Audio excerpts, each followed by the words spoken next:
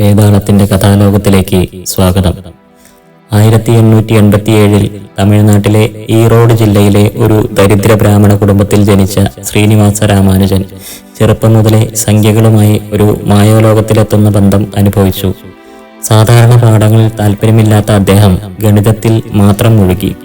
12ാം വയസ്സിൽ ത്രികോണമിതി മുഴുവനായി കണ്ടെത്തി. എന്നാൽ പാവപ്പെട്ട കുടുംബത്തിന് അദ്ദേഹത്തെ ശ്രദ്ധിക്കാൻ സാധ്യമായില്ല. രാമാനുജൻ ഒരു കോളേജിൽ ചേർന്നെങ്കിലും മറ്റു വിഷയങ്ങളിൽ പരാജയപ്പെട്ട് സ്കോളർഷിപ്പ് നഷ്ടമായി.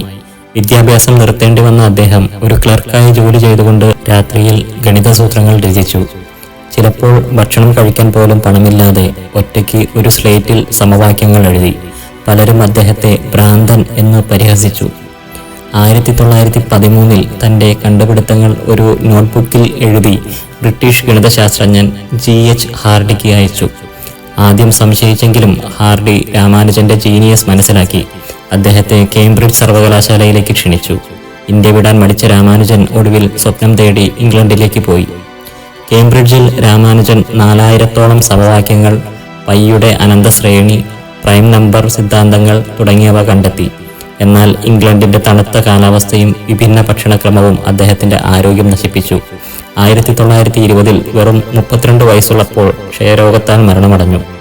ഇന്നും രാമാനുജന്റെ സൂത്രങ്ങൾ ഗണിതം, കമ്പ്യൂട്ടർ സയൻസ്, ഫിസിക്സ് എന്നിവയിൽ ഉപയോഗിക്കുന്നു.